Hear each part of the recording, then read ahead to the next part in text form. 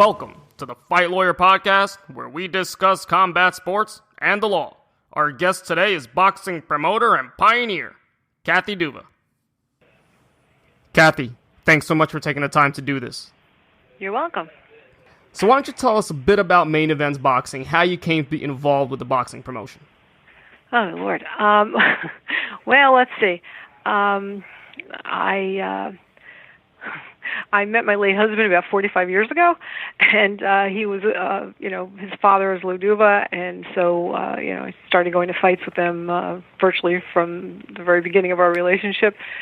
About 40 years ago, Dan started a promotional company, Main Events, and when it started out, there were no employees, but, I was doing the publicity and whatnot because I had studied journalism in college and had a job as a newspaper reporter, so I decided I could be the publicist, and that's how it started. And over the years, it developed and grew into a much bigger company. Back when Dan was alive, we were putting on lots of heavyweight title fights. We had Holyfield, Lewis, Pernell Whitaker, Meldrick Taylor, on and on and on. Great fighters that we worked with here. And then he passed in '96, and at that point, I was still, raising my children. I enrolled in law school. I spent a few years trying to figure out what to do, and then around 2001, when I finished law school after the bar exam, I came back to work here, and I've been in charge ever since. Now, you mentioned you began your career as a journalist after college. What made you decide to take a run at boxing promotion?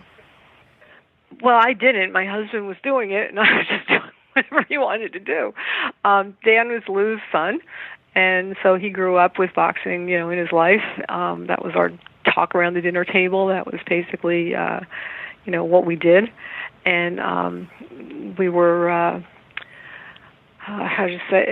we would sit down and together and, on a weeknight after we all came home from work and sit down and plan a fight. We would put the fights in a little ice rink in Totowa called Ice World, where we had a nice run, and that's where it started. During the course of that, my husband graduated law school, became a lawyer, decided to pursue boxing as his dream was to be a boxing promoter and, as he said, compete with Bob Arum and Don King, and he did it. So I was just along for the ride, and, it's a lot of fun. So, as I said, for the first few years that we had our company, I was working first as a reporter and then later as a publicist at William Patterson College, and so I was picking up the skills, that I would need to do this kind of work, and doing the boxing at night on the side. And then around the time that we promoted the Leonard-Hearns fight, I guess that was 1981.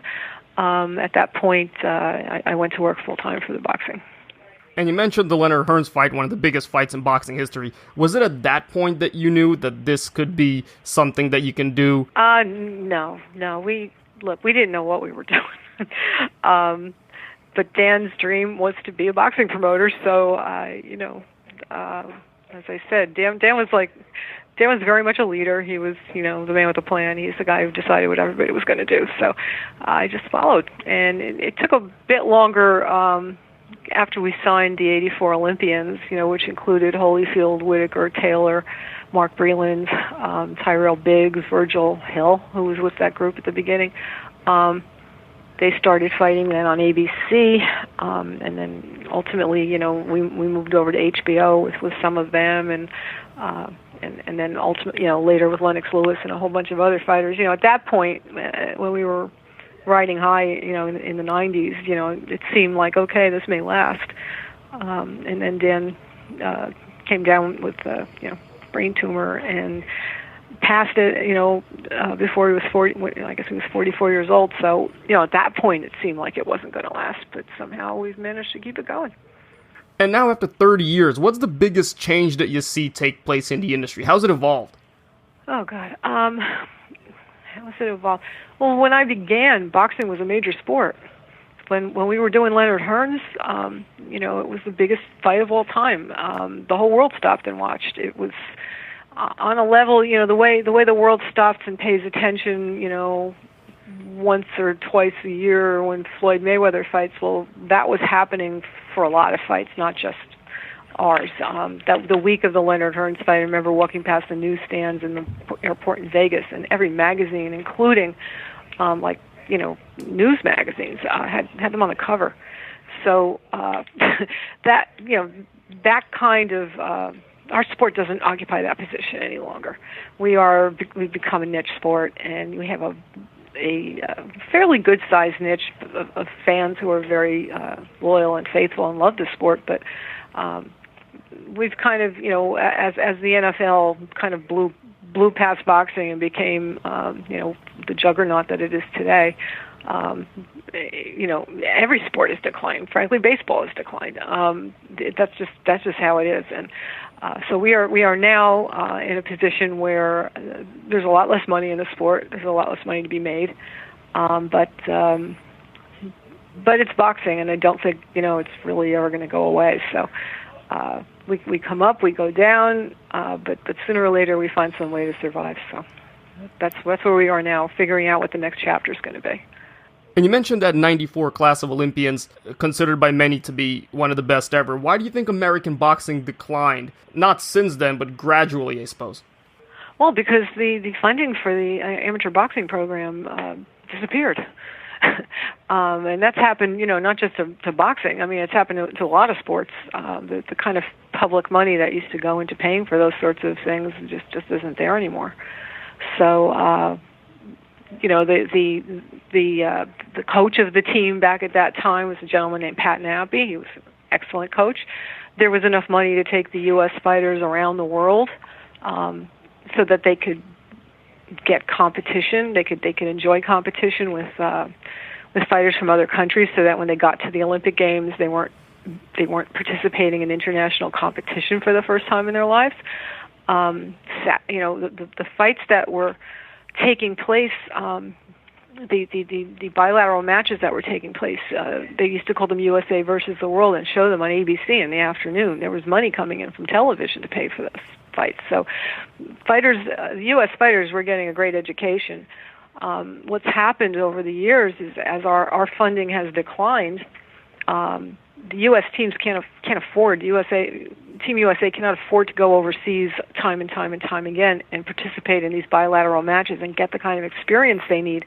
Meanwhile, these teams in Europe, they're close enough together, they can drive, back and forth to have these matches, and they're getting that competition. So when the USA goes into international competitions, they are very pitifully, unprepared, and it is not the fault of the coaches and whatnot. They literally just don't have the resources to take them to those kinds of meets. In fact, in an effort to try to begin to raise funds to solve that problem, U.S. amateur boxing, USA Boxing has just instituted an alumni association program.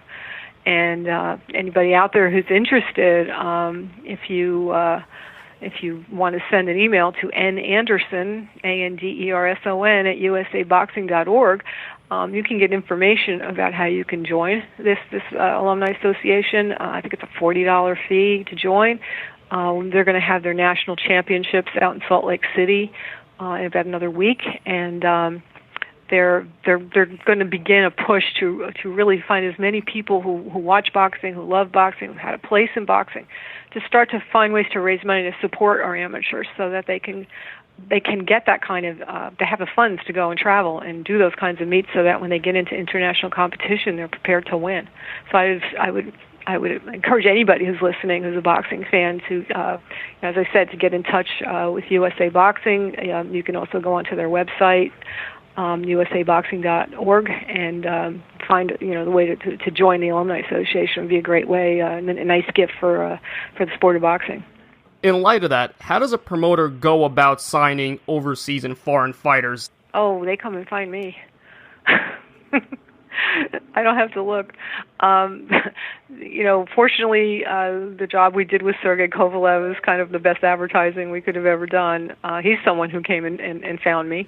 Several American promoters, all of them actually, had turned him down, and as well as the Canadian promoters. They just didn't see the value in a Russian light heavyweight who didn't have an Olympic medal or a big amateur background to speak of. So he was brought to my attention by his manager, Agus Klimas, who asked to meet with myself and Jolene Mazzone, our matchmaker, one day, and said, I've got this light heavyweight, and he's great, and I believe in him, and you just give him one fight, and after match him with anybody you want. If you don't like what you see, I won't bother you anymore. So Jolene went out and found, had a great idea to match him with Darnell Boone, who he'd had a tough fight with about a year or two before, and said, well, let's see if you got any better, because if he's struggling with Darnell Boone, he's certainly not going to make it, in the wider world. So she made the match. Sergey was eager to take it. He blew him away in 2 rounds, and we jumped on the opportunity to sign him. And ever since, there has been a flood of fighters from Europe that have been knocking down our doors. Now, Sergey Kovalev, you mentioned, I was going to bring him up. Where does he go from here? He comes back to HBO on March 3rd. He's going to be fighting in Madison Square Garden in the theater again. So we're going to be working towards fights with the champions, Bivol, Beterbiev, and if he ever decides he wants to get in the ring with somebody who could beat him, Adonis Stevenson, although we're kind of waiting around for somebody to beat him, so maybe we can go after whoever that is, because he doesn't seem to want the fight.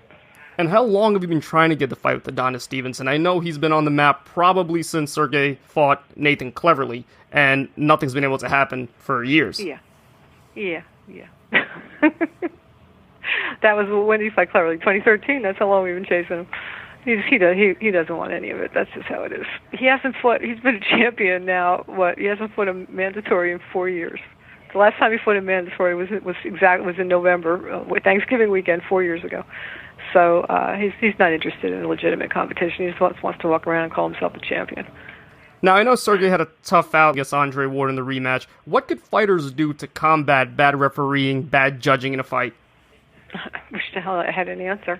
We do our best to vet the judges and to vet the referee, and if there's someone who we have a strong objection to, we'll let the commission know ahead of time. Ask them not to appoint that person, but to tell you the truth, I expected more from Tony Weeks. I can't explain what happened, but I don't know if you saw the Sullivan Barrera fought in New York last week, and he was being hit low repeatedly by his opponent, and the referee decided to take points away from his opponent and did not award the fight to his opponent for doing it. But apparently in Vegas they do it differently. But what you can do, I think you can only say. Speak your truth when it happens, and recognize that this has been going on. I mean, I've been in boxing for 40 years now, and this has been an issue for 40 years, and surely was before that. It's not going away. They're human beings, and human beings have different perspectives and see things differently and make different decisions. And they're not robots. Until they can figure out a way to get a robot to ref a fight or score a fight, I just don't know.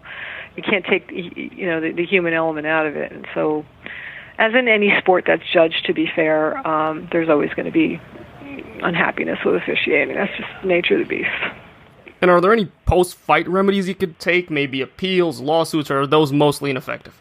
No, it's like got to realize the way the rules are written. They're like an umpire in a baseball game. Once they call a strike, it's a strike. Whether you think it was or not, you can argue all you want, but you're not going to change their call. And that's pretty much what we're presented with here. If you can find that they've misapplied the rule in some way, you can go and you can appeal that kind of a decision. But you really don't get anywhere except for going to the media with your argument. Hope that the commissions and the referees and whatever are going to think twice next time. But again, you really don't have much recourse when you sign up to do this. You know what the rules are. You agree to the rules. And you recognize that unless we're going to fight till somebody collapses, we're going to have to have somebody judge the fight, and that's going to always going to result in controversy if a fight is close. That's just how it is. you get the most controversy and the biggest fights, it seems, and that's probably because when you put two elite fighters together, you very rarely are going to get a blowout fight. So that's when the close fights happen, and that's when there's always somebody who's going to have a different point of view. Main events also holds the distinction of being the first boxing promotion to share event profits with their fighters. Can you tell us about that, why that's important? Well, that was an idea my husband instituted many years ago, and we still do it. Feeling that it's impossible to predict ahead of time what an event's going to do. The element of risk for us is enormous, and his feeling was always like, if you protect your downside, the upside will take care of itself. So you go to the fighters and you say, here, we're going to split it this way. When you're negotiating with a fighter, you're going to say, well, here, I want to pay you X, and you know what the total is, and you want to keep Y, and you're basically arguing over the same money, and every time out you're deciding how much I get to keep and how much you get to keep after we pay all the expenses. That's how you, as a business person, decide what you can pay somebody. I sit down, the first thing I do is I look at what it's going to cost me to do everything, including rent the arena, set up the ring, pay all the insurance fees, pay all the medical fees, pay the referees, pay the judges. I mean, the list goes on and on. All the travel, all the rooms, all the food. It's an enormous amount of money that we spend, all the marketing. So you sit down and you figure out how much money do I have to spend for all that, and how much money do I have to spend for the undercard, and how much money do I have to spend for the opponent, and then you say, well, when I'm done, I've got, say, $100, just to make it easy. I've got $100. Now I'm negotiating with the guy who's in the main event. How much do I want to get paid? Well, if he tells me he wants $1 million, I can't help you. If he tells me he wants $100, I can't help you because I got to pay my staff. So rather than have this back and forth every time, he felt that the fair thing to do was say, listen, if I make $100, I'll give you $80, and I'll keep $20, and or I'll give you $75, and I'll keep $25, or I'll give you $60, and I'll keep $40. Whatever that negotiation turns out to be, and it's more about what's a fair split for us, because I have done all the work and taken on all the risk, and perhaps invested a great deal of money in the fighter and marketing him and developing him, and so. I'm entitled to pay my staff, and I'm entitled to make a profit at some point.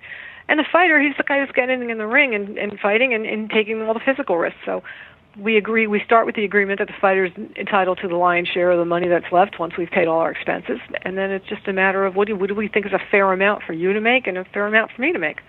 And that's where the splits came from. We're very transparent. We show the fighters, literally, when we're on a split with a fighter, we will show them an accounting that will show every cup of coffee that my staff bought while they were out working on the show.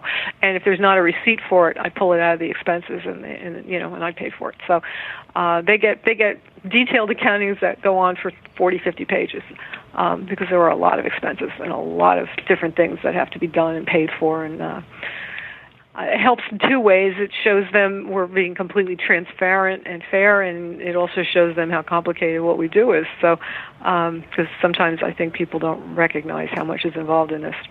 But that's the way Dan felt. I can let people know up front that if you're worth it, if you win, if you become the champ, if you become a star, you're going to get most of the money, and I'm going to add value, and I'm going to earn my share because when I get through with you, you'll be worth more than you are when I start. Understood. And how does the Ali Act impact promotion? Does it really hurt fighters, as some promoters claim? It hasn't impacted us much at all because what it does is it requires us to show them how much revenue we have. So when we get into the bigger fights, the fighters have always seen how much revenue we have because we're working on splits, as I just explained. We show them detailed budgets going in. We show them detailed budgets with receipts coming out. So they've always known. So it hasn't really impacted me that much, but to promoters who were depending on smoke and mirrors and keeping information from fighters, it's made their lives more difficult for sure. But as I said, that's kind of the way we've always done things. Sometimes it's you're dealing with fighters, and clearly, understandably, they're looking at it and saying, well, how much am I going to make? And they will look at us showing them, well, we have this much from the TV network and that much from the site and this much from whatever it is, sponsorship, foreign, and they see the total and they don't see the expenses. And so they go, well, you're taking in $100,000 and you're only paying me $2. Well, you just made $98,000. No, I have $90,000 in expenses on top of that. So what we try to do in that scenario is show them not just the revenue but the expenses as well. So hopefully they understand. Now, in the early 2000s, you worked a deal to get boxing back to broadcast television, shift away from the pay-per-view model. Why did you decide to work towards that? Because I have believed from the late 80s when networks stopped buying our fights that we had talked them into getting them to buy them, and we've literally been trying since the late 80s to get them back on board. It's very important. What ends up happening is, I've analogized it to baseball. It would be as if television was buying the World Series, which is the fights on HBO, but they weren't going to buy, the playoffs or the regular season, which is what we used to do on cable and on NBC and ABC and CBS. So when you have a sport where all you have is the attic at the top of the building and you don't have the basement or the floors underneath it, it's going to collapse. And I think that's pretty much what happened to us. The thing that took us off the networks ultimately was the demise of the anthology shows, Wide World of Sports and CBS Sports Spectacular and NBC Sports World. That was caused by the emergence of ESPN. Before ESPN, those networks would buy tapes of sports from all around the world. You would watch skiing from St. Moritz, and you would watch curling from somewhere, and swimming, and a typical day when you sat down on Saturday afternoon when you only had 3 networks to choose from was to watch these anthology shows, and you would see a whole menu of different kinds of sports. And there was no internet, so you didn't know what the results were in advance, and you watched these tapes of things that might have happened weeks or months ago and were very entertained. Boxing was terrific in that format because they would buy a fight. They would put the show on around 3 o'clock. It would run till 6.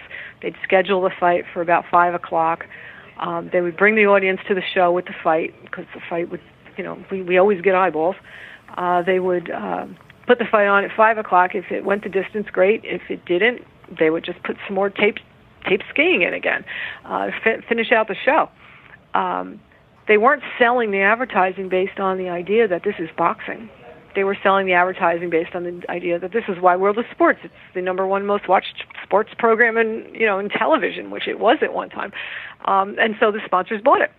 When ESPN started picking up the rights to all of those fringe sports, started showing the whole event, the whole idea of the anthology shows just went out the window. People had a choice now. They didn't have to watch that stuff. They could watch the stuff going on ESPN. They could watch it live.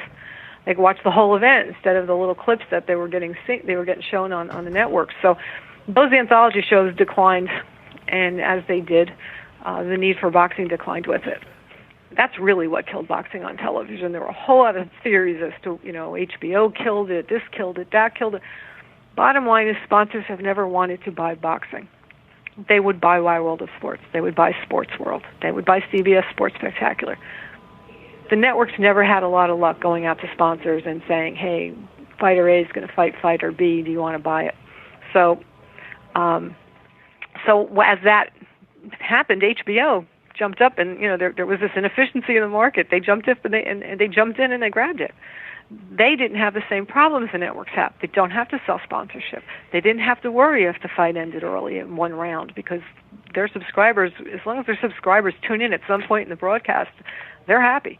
That's all they need to do. They need to present their subscribers with things they want to watch. So whether they watch it for 5 minutes or for the whole broadcast doesn't really matter to HBO and Showtime. They just know they want to hold a subscriber, and they're going to hold a subscriber by showing them a sport that they want to watch. So they became the perfect format for us. When we try to go to network now, when I did my deal with NBC, and we had some success, they were thrilled with what we did. We were still in a position where the sponsors didn't want to buy it. And we were getting better ratings than when we were on NBC Sportsnet. We were getting better ratings than just about anything else they had on the network. But the sponsors don't want to buy boxing. They, for whatever reason, they shy away from it. They don't like the demographics. They don't want to take although the demographics are getting much, much better. Nobody wants to take a chance. If something bad happens in a boxing match, the guy who talked his boss into buying boxing is the guy who's going to lose his job. So there's very little incentive for the buyers, and there's very little incentive for the network salespeople to go out and push it. We are unable to put the very, very biggest fights on network TV for the simple reason that a fight could end inside of 3 minutes. And if you're selling time to a sponsor and they don't get the time because the show ended early, then you have to give them make goods. You have to put their commercials on another show. This is not a good business model for network television. And again, we keep coming back to why isn't it, why doesn't Floyd Mayweather fight on network TV? The whole world could watch. It could be bigger than the Super Bowl. Well, the reason is that a boxing match could end inside of 3 minutes, and the Super Bowl is going to last for 3 hours, no matter who wins, no matter who plays, no matter how good the game is. They can predict how long it's going to last. They can sell out all their inventory. They can charge a premium for it, and they don't have to give make goods to the sponsors unless the ratings really fall short. If you go into a huge event and spend a ton of money on a boxing match and it goes short, that's a disaster for network television. So while I think that boxing in a series form with mid to low and mid-level fights is absolutely feasible on the networks, where you can fill up 2 hours with your main event, and if it goes short, you show either a swing bout or you show a tape of an earlier fight. That model seems to work, and I think it does pretty well.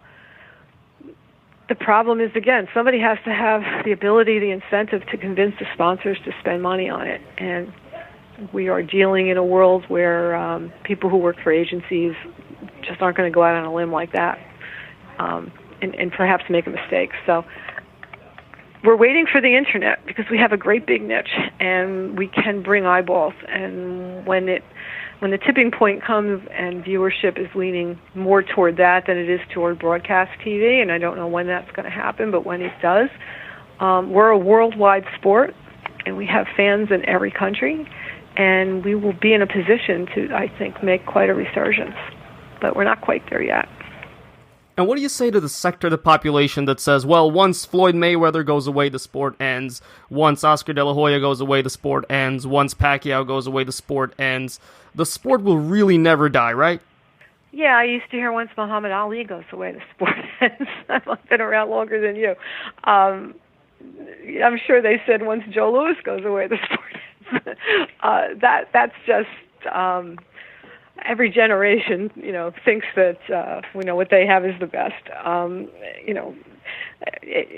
My father-in-law used to say, the first fight was Cain versus Abel. It isn't going away. There's something about it. It's people have a visceral reaction to it. They love it or hate it, but if they love it, they're hooked. And I think there's enough people out there who love it that will support it in some form. And again, you're looking at boxing in this country, there are parts of the world where it's huge and continues to be huge. There's parts of the world where it's growing. And so, for example, I think about, the problems NFL football is facing right now.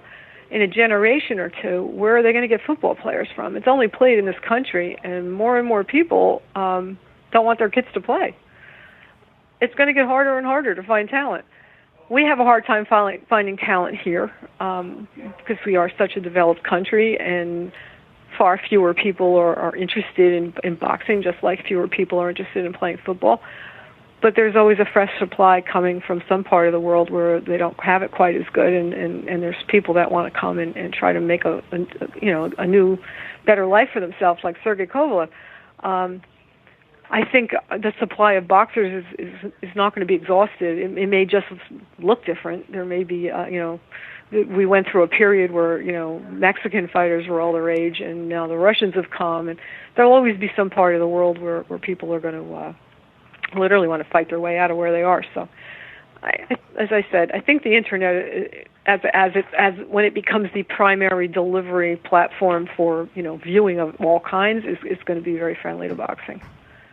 And in 2017, looking back at it, I know it's a tough question, but in your mind, what was the biggest fight you put on, the one that you were most invested in? Was it Tyson-Lewis, Gatti-Ward? The biggest fight we ever put on was Tyson-Lewis. The most exciting win we ever had was probably Holyfield-Douglas. The Gatti-Ward trilogy was just something so special. I don't even know what category to put it in. It has its own category. That was just magic. And those are the things, those are the ones, I guess. And Rocky Lockridge knocking out Roger Mayweather in the first round. That was actually the second world title that we won. We won the first one a few months earlier when Johnny Bumpus won a world title, but a few weeks earlier. But that 1984 when we had our first 4 world champions, it was Lockridge and Bumpus and Mike McCollum and Livingstone Bramble all won world titles when we had never had a world title holder before. That was another big one. So those are kind of the highlights. But the biggest fight that we ever did was actually, as I said, Tyson-Lewis. When Leonard-Hearns took place, it was the biggest fight of all time, as was Tyson-Lewis when it took place, and the difference in the revenue was staggering. Leonard-Hearns, grossed around $40 million, and that was the biggest fight of all time. And when Lewis Tyson came along, that figure was up closer to $100 million. And before we wrap up here, where could people go to find out more about main events, the fighters on your roster, any upcoming shows? Well, we've got a website, mainevents.com. That's a good place to start. Also, you can follow us on all the various boxing sites. The nice thing about boxing nowadays, that's again different from the way it used to be. There was so much about boxing that you couldn't find out about because only the big things got covered. But now there are all these wonderful, websites out there. Type boxing into a search engine, you'll find all kinds of things. There's just so much information out there. You can learn about, the sport at all levels, and there's a lot of great stuff. A lot of great journalism being done by people who are, fans of the sport, and so most of what we do pretty much gets covered on the major websites. Well, once again, Kathy, this has been great. Thanks so much for joining us. You're welcome. Thanks for your interest, and we hope to see you March 3rd at the theater at Madison Square Garden when Sergey Kovalev will be back. Thank you, Kathy. Thank you. And that's our interview with Kathy Duva. I hope you had a good time. Thanks so much for listening. My name's Dmitriy Shakhnevich. If you want to learn more about me, please visit www.dshacklaw.com. And this is the Fight Lawyer Podcast. Till next time, folks.